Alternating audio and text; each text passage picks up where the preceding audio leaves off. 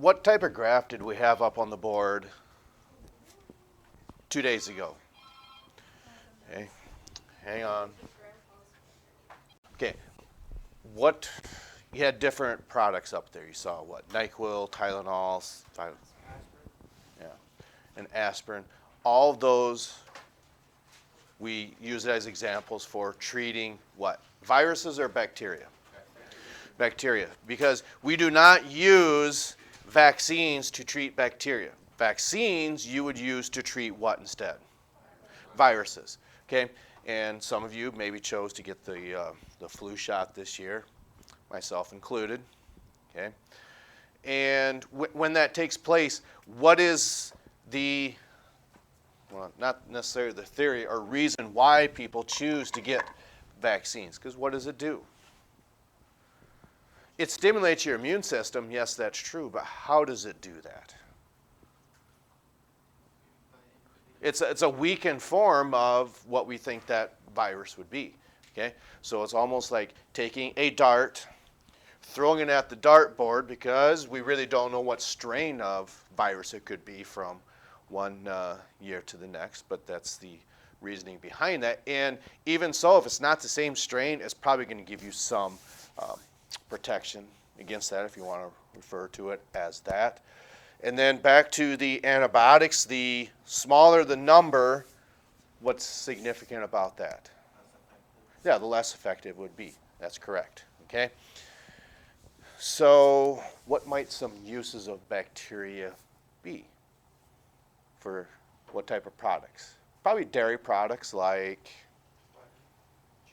cheese, buttermilk, yogurt, okay? Anything of those sort of natures for bacteria. We talked about that in class. Are there some negative effects of bacteria? Sure. Because one aspect I think you people are really, really good at, why do you have such shiny teeth for the most part? Maybe not everybody. I don't. But I just had a dental checkup and said your teeth are really, really good, even though they're not sparkly white like yours probably are, but they're probably lacking something that bacteria do to them. Cause what? Starts with a C. Yeah, they cause cavities. What happens is, what you do is if you treat your mouth with mouthwash or it's probably not necessary to brush your teeth every night when you go to bed. It's probably more important when you get up in the morning. But at night, maybe some of you floss your teeth. Okay? At least do that as well, because what happens is if there's any open pockets in there, you pull those little tiny food particles on there because that's what bacteria would feed upon. The more bacteria you have in there, they will release some of them enzymes that start poking holes inside your teeth, hence the name cavities. That would be certainly a negative effect of bacteria, and they might make us feel bad or sick. That's another negative effect. But why take what we call leftovers straight from the microwave or the grill, probably the grill more than anything else, that you don't eat? That's why you call them leftovers. You don't leave them set out. Where do you put them? And why would you do that? Yeah, because you are slowing the growth of that bacteria then, okay? And so bacteria breaks food down. That would be a negative effect. They make us sick. They cause cavities. All of those would be, again, negative effects of bacteria. Okay, so what about that video about the plague? There are a whole bunch of, if you want to call them questions on there that we went over.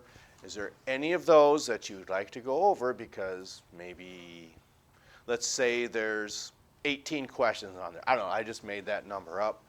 Maybe 12 of them could be on there, maybe all 18. But is there any one of those that you feel you would like to ask and go over? Otherwise, I'm under the presumption that you are ready to go. I mean, I jotted down a few handwritten notes myself, probably just like what you did. Doesn't mean that you're wrong. I mean, probably some of the aspects that would stick out is Why were the wealthy so able to escape the plague? The properties on the outskirts of They had property. I'm sorry, repeat that. They had properties on in the country. Well, right. So they could leave the city and go out into urban areas, or suburban areas, what we call now suburban areas. So get away from the greater population, because if you couldn't afford that, well, then you were stuck where all people that may have had that bacteria that could spread it. It really spread fast when people started coughing, okay? And I think there's a specific question to that.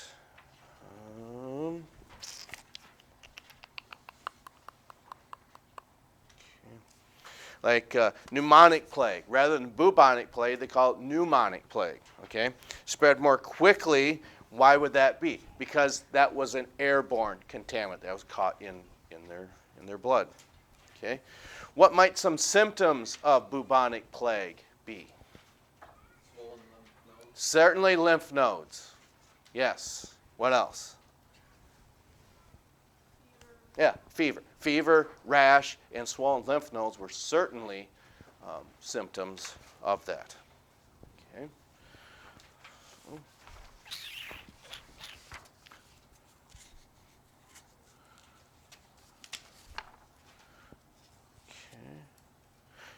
Was there any river that they talked about that was a graveyard? That might have been on there. The Danube, the Mississippi, the Missouri. Not the Mississippi River. The Danube? No, it wasn't the Danube. It was one that was in Italy. I believe it was the Rhine River. Okay? The reason that's significant is that served as a graveyard. I think they placed many of the dead in that river. What do you do with that? That was a statistic that we had talked about. The larger the population, we gave Sioux Falls as an example, approximately 250,000 people. So what does simple math tell you about 10% of that? 25,000. Where do you put 25,000 unfortunate people? And it's not like this was over the course of 3 to 4 years where you have to unfortunately dispose of 25,000 people. We're talking about a very short time frame. Very difficult to deal with that at, it'll be a very alarming rate. Okay. Was there certain ordinances that they had? There's one that we said was really, really important. They said, what about if there is, whether it's a family member or person that passed away that's outside the city? One of the ordinances said, do not allow that family to do what with their loved one? Bring it where? Bring it into the city. That's right. Okay.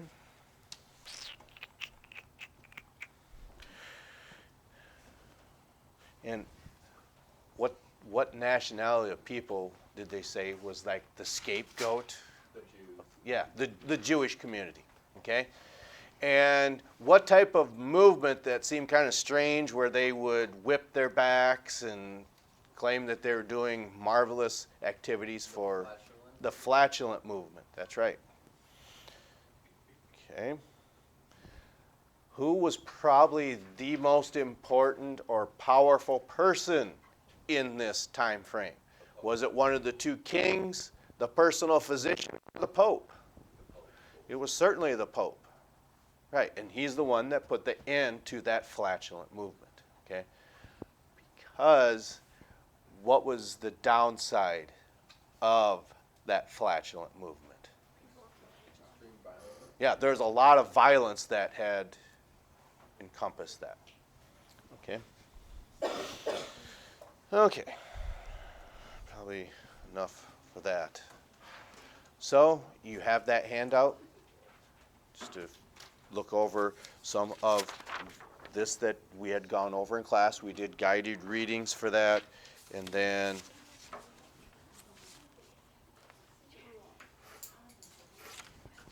do bacteria benefit us, though? Sure. How's that? Yeah. E. coli does something very specific for us.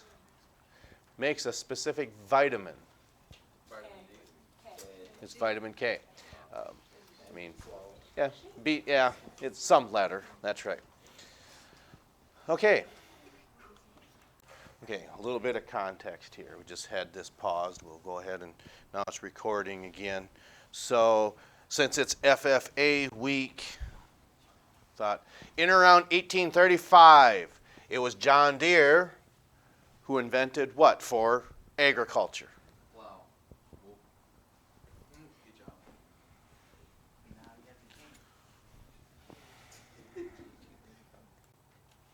Okay.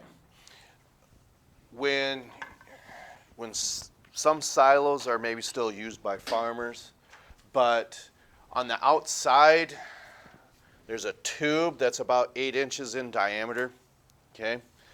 So what happens at the very top of that tube, there's a specific structure that needs to be flipped down.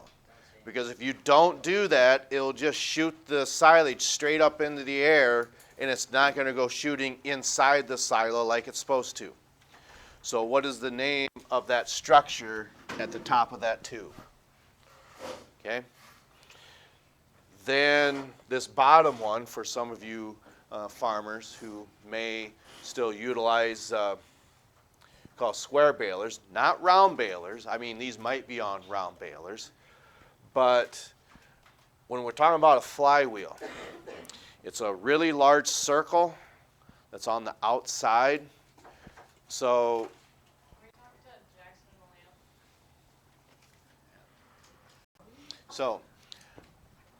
it's on this flywheel. Let's say as you're going down in the field, as you're going across the field, maybe there's a rock that ends up in the hopper, and that auger is going to keep turning. But if that rock gets back into the baler, it's going to cause a lot of damage.